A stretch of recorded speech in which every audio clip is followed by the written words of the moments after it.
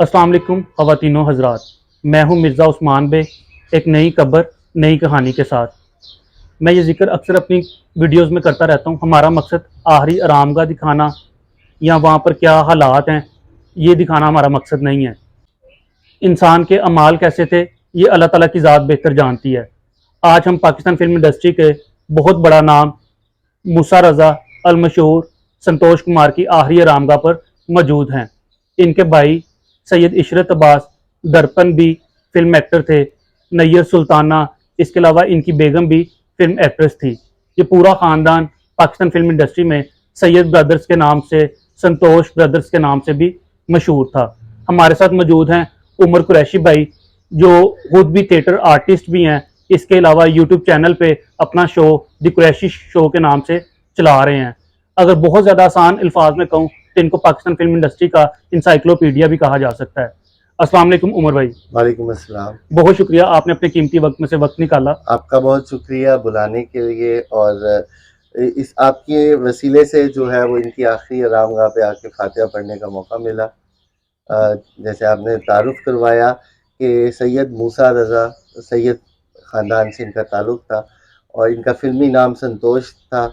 ये इन्होंने अपना करियर तो 1947 में पहली फ़िल्म इनकी थी अहिंसा, जब बिफोर पार्टीशन वो लाहौर और बॉम्बे बेस्ड फ़िल्म थी।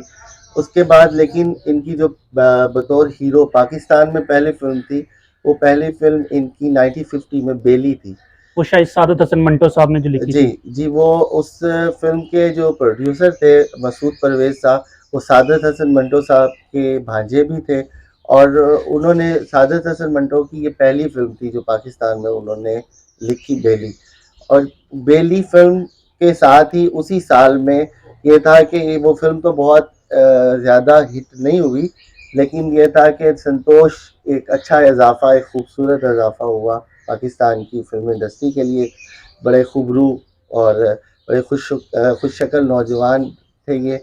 तो उसी साल में जो पाकिस्तान की पहली उर्दू सिल्वर जुबली फ़िल्म हुई दो आंसू, उसमें भी संतोष जो थे उन्होंने जो है वो बतौर हीरो, और कह लें कि पहले सिल्वर जुबली उर्दू फ़िल्म के हीरो थे। फिर उसके बाद फ़िल्मी सिलसिला इनका स्टार्ट रहा। स्टार्टिंग फ़िल्म में इन्होंने जो पहली फ़िल्म बेली थी उसमें इनके मद्दे मुकाबिल जो हीरोइन थी मेन लीड में, वो शाहीना बेगम थी, जो कि सलमा आगा की खाला थी। अच्छा अच्छा। और उन्होंने किया, और उसमें सेकंड लीड में सबिया खानम, जो बाद में इनकी फर्स्ट लीड भी बनी। इनकी और जोड़ी बहुत, इनकी सबिया के साथ जोड़ी बहुत ज़्यादा मशहूर हुई, और फिर 1958 में इनकी शादी हुई सबिया खानम से। तो वो, लेकिन यह है कि पहली फिल्म में इनका पेयर जो था वो शाहीना के साथ था। फिर उसके बाद एक सिलसिला चल पड़ा, और फिर जैसे शादी के हवाले से मैंने आपको बताया कि इन्होंने दो शादियां की थी। एक इनकी पहली शादी, ख़ानदानी शादी जो थी, वो जमीला बेगम से थी, बिल्कुल। जिनकी कब्र आप देख सकते हैं कि इनके साथ ही वो दफन है। और दूसरी शादी इनकी सबिया खानम, जिनका नाम असल नाम जो था वो मुख्तार बेगम था, उनके साथ हुई। और एक बहुत कामयाब फिल्मी जोड़ी जो थी, प्रोफेशनली भी और इज़्दवाजी ज़िंदगी में भी एक बेहतरीन मिसाल दी जाती है, जैसे मोहम्मद अली ज़ेबा है, इसी जी। तरह संतोष, और फिर इन्हीं के भाई जो है वो दरपन, और उनकी बेगम नैयर सुल्ताना। तो ये बड़े कामयाब फिल्मी भी और अज़दवाजी ज़िंदगी में भी बहुत अच्छा ख़ानदान था, एक सैयद फैमिली थी, और बड़ा अच्छा इन्होंने भरपूर ज़िंदगी गुजारी, भरपूर कैरियर गुजारा। फ़िल्मी सनत के हवाले से कह लें कि इनके ख़ानदान का एक बहुत एहसान है कि बहुत ज़्यादा जो लेजेंड लोग हैं उन्होंने इस ख़ानदान ने दिए। सबसे पहले तो ये बड़े भाई जो थे संतोष आए, फिर इनके एक भाई एस सुलेमान हैं, जो जिन्होंने बिल्कुल। बहुत बेहतरीन फ़िल्में डायरेक्ट और प्रोड्यूस की। और एस सुलेमान ने बाद में टेलीविज़न प्रोडक्शन में भी वो रहे। एस सुलेमान का करियर भी काफ़ी भरपूर रहा, लेकिन वो प्रोडक्शन साइड पे रहे। और उस उनकी जो बेगम है, जो माशाल्लाह हयात हैं, पन्ना बेगम, जो कि एक जी। क्लासिकल डांस में उनका बहुत बड़ा नाम है, और उस्तादों में से हैं आज तक। क्लासिकल जो डांस है उसको पढ़ा रही हैं, अलहमरा से भी मुंसलिक हैं, बिल्कुल ऐसे और ही है। बहुत बड़ा नाम है। फिर जैसे मैंने बताया कि इनके भाई एक और हिट हीरो दर्पण, वो भी इन्हीं की तरह बड़े खूबसूरत और खूबरू थे। और उनकी उनकी जो वाइफ थी इनकी भाभी नैयर सुल्ताना, वो बहुत बेहतरीन अदाकारा थी। फिर इनकी वाइफ सबिया खानम सबिया पाकिस्तान खानम। फिल्म इंडस्ट्री में बहुत बेहतरीन अदाकारा रही, उन्होंने बहुत काम किया। फिर इनके एक भाई मंसूर थे, उन्होंने भी किस्मत आजमाई की। शक्ल सूरत से तो वो भी बड़े खूबरू थे, लेकिन यह है कि कुछ चीज़ें होती हैं ना कि इंसान की किस्मत में वो जगह नहीं होती। तो उन्होंने वो फ़िल्में तो की, लेकिन वो ज़्यादा कामयाब हीरो कामयाब नहीं नहीं हो सके। हो सके। लेकिन यह है कि एक अरसा तक, एक कह लें 2-3 दहाई तक इस फ़िल्मी सनत में इस ख़ानदान ने जो है वो बहुत काम किया और बड़े अच्छे-अच्छी चीज़ें अपने फैन्स को, अपने व्यूअर्स को दी। संतोष कुमार तो कहते हैं इतने खूबसूरत, इनके कई खूबसूरती के वाक़यात मशहूर हैं। मेरे ज़हन में एक वाक़या आया, मुनीर न्याज़ी बहुत बड़े पंजाबी के शायर हैं। उन्होंने कहा था कि पाकिस्तान में सिर्फ 3 लोग खूबसूरत हैं, एक संतोष कुमार, दूसरा क्रिकेटर फजल महमूद और तीसरे वो खुद। तो आप इसके बारे में क्या कहेंगे? जी, बिल्कुल ऐसे ही है ये वाक़या, मैंने भी सुना है। और खूबसूरती इनकी, लेकिन ये था खूबसूरती के साथ इंतहाई भले-मानस और शरीफ आदमी थे। मतलब सीरियस इंसान थे। और पाकिस्तान के कह लें कि पहले रोमानवी हीरो भी यही थे, और सीरियस रोमानवी हीरो। और उस इसीलिए ये है कि इनका आप ये देख सकते हैं, खूबसूरती होने के बावजूद इनके स्कैंडल वाली लाइफ़ आपको नज़र नहीं आएगी। वरना होता है कि जो खूबसूरत हीरो होते हैं उनके साथ कई अदाकाराओं के स्कैंडल्स और नाम जुड़ा होता है। तो उसमें भी ये है कि इन्होंने जिसको चुना वो उसी के साथ शादी की और फिर उसी के साथ ज़िंदगी के आखिरी लम्हे तक वक़्त गुज़ारा, सबिया खानम के साथ। तो वो तो मेरे ख्याल से वो जो आप बात कर रहे हैं स्कैंडल्स वगैरह की, वो तो जो फ़िल्म इंडस्ट्री ही एक ऐसा शोबा है शायद, जो आज भी, हालाँकि अब कहा जाता है कि आर्ट की कोई भी लकीरें नहीं होती, या कुछ भी हम लोग प्रमोट तो करते हैं, लेकिन कहीं न कहीं पे आज भी हम लोग क्रिटिसाइज़ करते हैं फ़िल्मी जोड़ियों पे। और ये तो फिर मैं से 50 और 60s की बात है, तो उस बिल्कुल, ज़माने में तो बहुत मुश्किल था, बिल्कुल सही। कि घरों में इजाज़त नहीं दी जाती थी। बिल्कुल सही।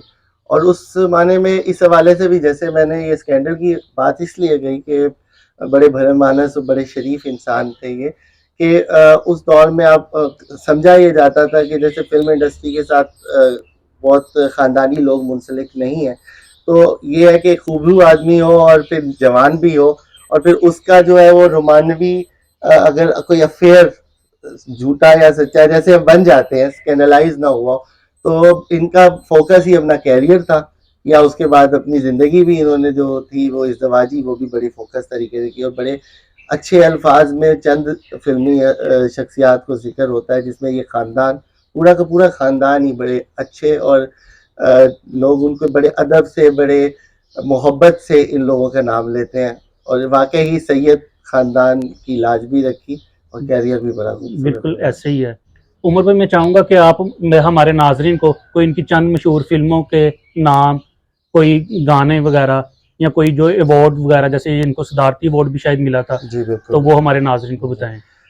फ़िल्में तो इनकी तकरीबन कह लें करियर में मेरे ख़्याल में नाकाम फ़िल्में बहुत कम रही, लेकिन मैं 4-5 मशहूर जो इनकी बहुत फ़िल्में हैं, जैसे मुखड़ा है, दो आंसू पहली सिल्वर जुबली फ़िल्म, जैसे मैंने पहले भी जी। ज़िक्र किया है। फिर पतन है, 7 लाख है, नाजी है। फिर इनका एक जो पेयर बना जिस तरह नाजी में, मुखड़ा में सबिया खानम के साथ, तो सबिया खानम के करियर की भी बहुत बड़ी फ़िल्में हैं। पाकिस्तान फ़िल्म इंडस्ट्री के वो बड़ी फ़िल्मों में उनका शुमार होता है। और इन पे बड़े खूबसूरत गाने भी पिक्चराइज़ हुए, मतलब मुखड़ा का एक गाना जो बहुत आज तक ज़ुबान ज़द आम है, दिला ठहर जा यारदा नज़ारा लैन दे। जी जी। वो भी मुखड़ा फ़िल्म से है, वो भी इन्हीं पे पिक्चराइज़ किया गया। फिर बेड़ी दित्ती रोलवे फ़िल्म पतन से, वो बड़ा फ़ेमस गाना रहा। तो बहुत सारे गाने और फ़िल्में अगर हम ज़िक्र करने लगे तो मेरे ख़्याल में हम कई एपिसोड्स इस पे कर सकते हैं। ऐसे ही है। फिर सिद्धार्थी जो इनको इनाम मिला, इन्हें सितारा इम्तियाज़ से नवाजा गया इनके बेहतरीन फ़नी खिदमात की वजह से। और 1982 में 11 जून 1982 में इनकी वफ़ात हुई है। उस वक़्त तक इन्होंने अपने आखिरी टाइम तक कहीं न कहीं किसी न किसी तरह से फ़िल्मी सनत के साथ ये मुंसलिक रहे हैं। जैसे कि इनका फैमिली बिज़नेस रहा फ़िल्मी, वो टेलीविज़न प्रोडक्शन के अंदर, और उससे मुंसलिक ये रहे इनके भाई भी और ये भी। तकरीबन 40 साल से ज़ायद का अरसा गुजर चुका है इनकी वफ़ात को, लेकिन आज भी लोग उसी तरह याद करते हैं बिल्कुल इनकी खूबसूरती के किस्से, इनकी फ़िल्मों में निभाए हुए किरदार, बिल्कुल गाने लोग आज भी उसी तरह याद करते हैं। बिल्कुल जैसे अगर वैसे तो पाकिस्तान फिल्मी सनत में बहुत खूबसूरत चेहरे मुतारिफ हुए 1948 से ऑनवर्ड, लेकिन अगर खूबसूरत हीरो का जिक्र आता है तो जैसे सबसे पहले वहीद मुराद चॉकलेट हीरो। चॉकलेटी हीरो है, वो आज तक भी यूथ में मकबूल है। और इसी तरह संतोष और दर्पण, ये बिल्कुल। तीन नाम ऐसे हैं कि जिनका खूबसूरती में भी इनको सबसे पहले जब जिक्र आएगा कि खूबसूरत अदाकार कौन थे, तो ये तीन नाम आज तक की नौजवान नस्ल जिनका इंटरेस्ट है पाकिस्तान फिल्मी सनत से, तो उनके जहन में ये ज़रूर आएंगे। अच्छा, जैसे पहले हमारी फ़िल्में बनती थी, जो अरूज था, जो आज हमारे जैसे ड्रामों को अरूज है, आप क्या वजह समझते हैं कि पाकिस्तान फ़िल्म इंडस्ट्री आज ज़वाल का शिकार है? देखिए मैं एक तो स्टिल अभी भी पाकिस्तान फिल्म इंडस्ट्री से मुंसलिक सब लोगों को सैल्यूट करूँगा कि मैंने अपने शो में भी इसका ज़िक्र किया कि ये ऐसी फ़िल्म इंडस्ट्री है जिसको वेरी स्टार्ट से जब इसने कदम जमाना शुरू किए, तो एक किसी आफ़त ने इसको जो है ना वो आ गई और फिर ये दोबारा इसका रिवाइवल की तरफ जाना पड़ा। 1947 की पार्टीशन कह लें, 1971 का ढाका फॉल कह लें, फिर डिक्टेटरशिप का दौर कह लें, या फिर उसके बाद पंजाबी फिल्मों का अरूज और फिर जवाल, फिर इसके अब फिर एक रिवाइवल का दौर है जिसमें रिसेंटली अभी पुरानी मौला जट ने तो क्या धूम मचाई थी, लेकिन उसके बाद अभी रिसेंटली फिर एक मौला जट फिल्म ने पूरी दुनिया में पाकिस्तानी फिल्मी जो फिल्म इंडस्ट्री है और जो इसके तख्लीकार और अदाकार फनकार हैं उनका कद बढ़ा दिया। तो इस हवाले से मैं कहूँगा ये अरूज और जवाल कुछ इसमें संगदिली में कहूँगा ऑडियंस की बहैसियत ऑडियंस, हमने अपनी चीज़ को आज तक ऑन नहीं किया। बिल्कुल। जब हम इनके फ़ैन भी हैं, हम इन्हें सराहते भी हैं, और मैं कहता हूँ कि मेरी नज़र में महदूद वसाइल में बॉलीवुड एक बड़ी इंडस्ट्री रही शुरू से ही, और उसको एज ये रहा कि बॉलीवुड के अंदर वसाइल की कमी कभी नहीं आई। वो वसाइल की कमी फिर उसके अंदर जब वो कंटिन्यू नहीं हुआ उनके सफ़र का, तो वो ऑब्वियसली एक अरसा रहे, उनकी ऑडियंस भी बड़ी थी, बड़ा मुल्क था, तो उसके जगह के उस फिल्म इंडस्ट्री में जाके भी या उनके मुकाबले में आना ये बहुत बड़ी बात है। तो पाकिस्तानी फिल्मी सनत से मैं तो मायूस नहीं हूँ। उमर भाई तो पाकिस्तान फिल्म इंडस्ट्री से मायूस नहीं है, और आप लोग भी मत होइएगा। उम्मीद करते हैं आज का प्रोग्राम आपको पसंद आया होगा। संतोष कुमार साहब की अल्लाह ताला बख्शिश फरमाए। आमीन। अपने नाजरीन से इजाज़त चाहेंगे। अपना बहुत ज़्यादा ख्याल रखिए। अल्लाह निगहबान।